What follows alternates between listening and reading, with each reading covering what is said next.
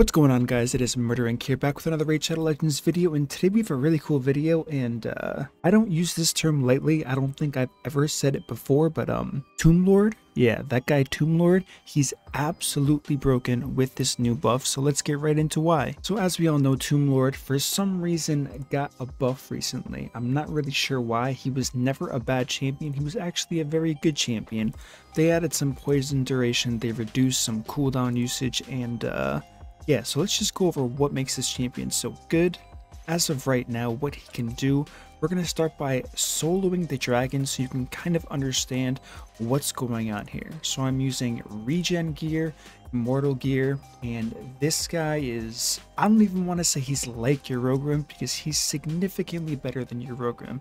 He has defense down, attack down, poisons. I did have to, listen to how funny this is, I actually had to disable his defense down and attack down because it's also coupled with a remove turn meter pretty much from every single champion, and it was making it so none of the poisons were going off. He was just getting too many turns. If you have his speed too low so they are getting enough turns, he can die because his base stats aren't that good. However, that gives players so many more options to using this champion. And look at that, 30 seconds in, we're already on wave number 2. This is really the hard wave for most champions trying to solo this content. These guys hit the hardest for sure, which is why I did give him a regen set and an immortal set. But the flexibility players are going to have, if they have this champion and they want to use him to solo Dragon Dungeon, is going to be incredible. Is like I said, you can use this guy and you can just let him decrease the turn meter and the enemy will almost never get a turn. You're going to have to build him a little bit differently than I'm going to show you here.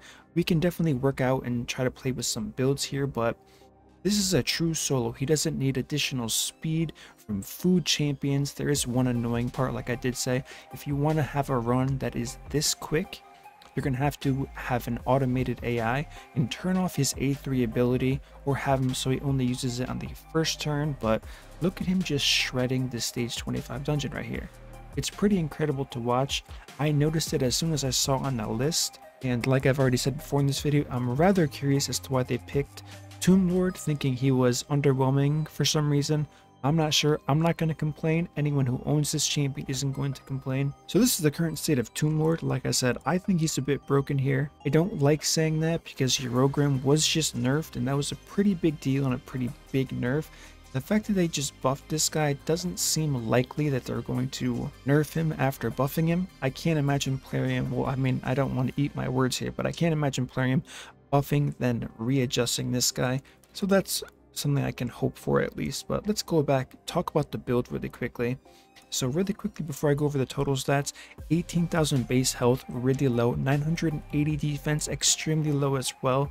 Resistance, accuracy, base doesn't really matter here. Total stats, I use 60,000, 2.6, 242 speed, 100% crit rate. You don't need 100% because it's red affinity. You can go minus 15% crit rate. However, you do need crit rate for this guy. Resistance, accuracy, all of that good stuff. He is fully booked. Now get this, my friends, really quickly. It's actually better if you do not book this guy so his A3 isn't booked. If you are going for speed, if you don't care about speed, this doesn't matter. If you're turning off the AI, this doesn't matter at all. However, if you have a Tomb Lord that's unbooked, you have a lot of potential with this champion here. You will want to book this A2. You don't have to. It's a 70% chance. If it's not currently booked, having been 100% crit rate as we can read right here will still give you a 70% chance of placing 4 poisons. You overcap the poisons very quickly, all of the mobs here. As far as the A1, of course, that doesn't have to be booked at all. For masteries, you can literally do whatever you want. You can get rid of all of this oppressor, all of this turn meter stuff, head straight to Giant Slayer for additional damage. You are going to have to gear him for some way to heal up. Now, one tactic, now that I've shown you this, something I do want to try, and I'll try pretty much live with you guys here, is going to be a lifesteal build, but I'm going to make his AI normalized so he's just casting whatever the hell he wants to. So let's go ahead and find some resistance here. This looks pretty good. That looks pretty good. Let's go with this one. Speed boots, of course. Not that We really need speed boots, a little bit of resistance, not going to complain about that. We do want crit rate on the gloves here. This looks fine. Triple roll, hey, I'm not complaining. This is above average gear for sure. We're not going to go too crazy with the speed though. Accuracy is fine, as we all know. You only need about 220, 230, or 240 accuracy if you want to be on the safe side here. Finally, a weapon. Let's go ahead. We have a triple roll here. That's kind of high speed. Let's go with something a little bit worse. Don't need crit rate. We can even use a 5-star, another triple roll. All right, let's just go with the first one. Whatever. I'm going to use whale gear. You guys are going to have to deal with it. That being said, we're not going to need the immortal gear anymore, so we can go ahead and use some speed gear. Actually, let's just give this guy a random defense set. Let's go ahead with these stats here. He is becoming a bit slow, but I'm actually curious as to how this is going to play out. So all that said and done, his health is really low, defense is low, speed is low, everything else is high. I'm really curious to see how this is going to work now. So let's go head straight back into the dragon dungeon. Here we go, here we go. Stage 25. Get rid of this, put him back. Now he's with food. Let's just see what's the worst that could happen, right? I mean, it could fail miserably. That's the worst that could happen, but let's see exactly what happens if he can't survive, if he is fast enough with the increased speed from his dying allies here, or if he's just going to fail miserably. Now, he's not going to heal a significant amount from the lifesteal. I do get that. I didn't run him, but this is the point I wanted to show you. The turn meter dropping over and over again. Now his health is getting pretty low, so maybe I should be worried. Or maybe not. Is anyone even going to get a turn? So far so good. As we can already see, it's going to be a bit slower than before. We're not getting to those waves as fast as we could. Now he's kind of popping off. This is what I'm talking about. When it gets down to low enemies, he's basically just going to heal himself all the way back up. With raw damage here, it's going to take forever, granted. This is why I would recommend using something like Giant Slayer to get as much damage as possible, but think about the speed I used on this champion here. He's very low speed, very obtainable gear, and he's just, I mean, he's a problem. Look at this guy. Outside of the problem that I already mentioned, where he's doing pretty much a negative damage to this guy, not letting him get a turn so the poisons aren't ramping.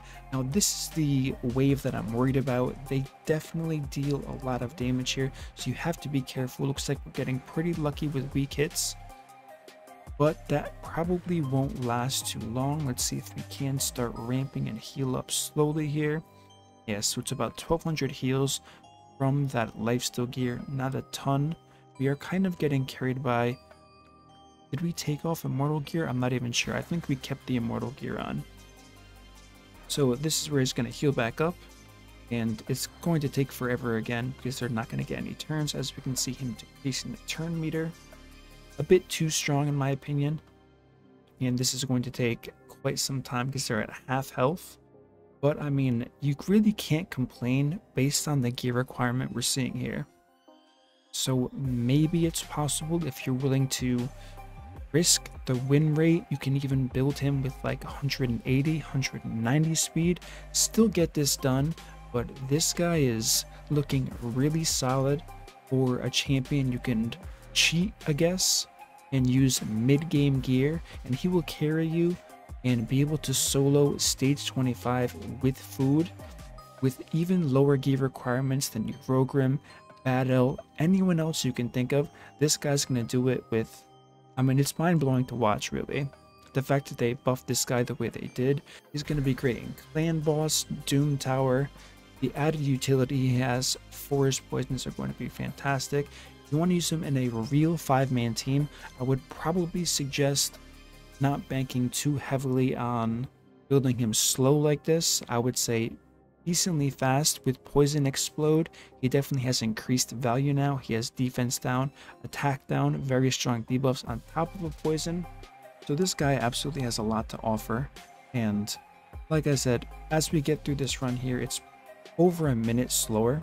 but the requirements are better. I will redo his masteries just in case you're curious to see what I would be running on this champion if I was going to build him this way. I would much rather prefer the regen and immortal way, but that's going to take significantly more gear.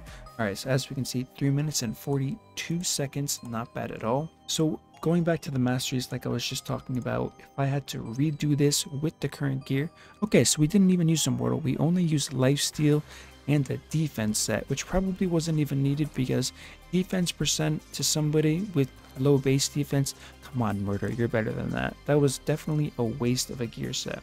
So what I would do if I ran the lifesteal method that's easier to gear is I would just go down the tree right here, slide on over to Giant Slayer. That's the key that we wanted there, and I don't want to miss out on too much speed, but survivability is also going to be a thing as well. So there will be some trial and error for you guys to do based on the gear you have access to. It's going to be different for everyone. If you need accuracy, I would go with pinpoint accuracy, charged focus, of course take arcane celerity. Then I wouldn't go with Evil Eye, it's going to be irrelevant. I thought I would need it eventually. Cycle of Magic is good, it seems like it's proccing quite often here. Then finally Spirit Haste for more speed. If you are finding you are dying a lot, then I would go down this route here. Tough Skin, Blast Proof, Surgent is very strong there if you get hit hard. Delay Death, and finally, I wouldn't go with the counterattack, but Cycle of Revenge to boost that turn meter on a hit. Then you can fill the rest of your masteries as you deem worthy. You can go with increased raw damage from if you can keep this guy topped off, or if he does get low health, you can go with Grim Resolve, make him hit a little bit harder. Alright guys, that's my breakdown of Tomb Lord. Absolutely busted champion. Give me your thoughts, give me your feedback. Is he going to make it onto a roster he wasn't already on? Are you going to use someone else? The fact that you can use this guy unbooked is pretty incredible, if I may say so myself. So don't forget to leave a comment, let me know what you guys think. As always guys, if you enjoy this content, like, subscribe, turn on the notification bell so you don't miss my next video, and I will see you all in the next upload.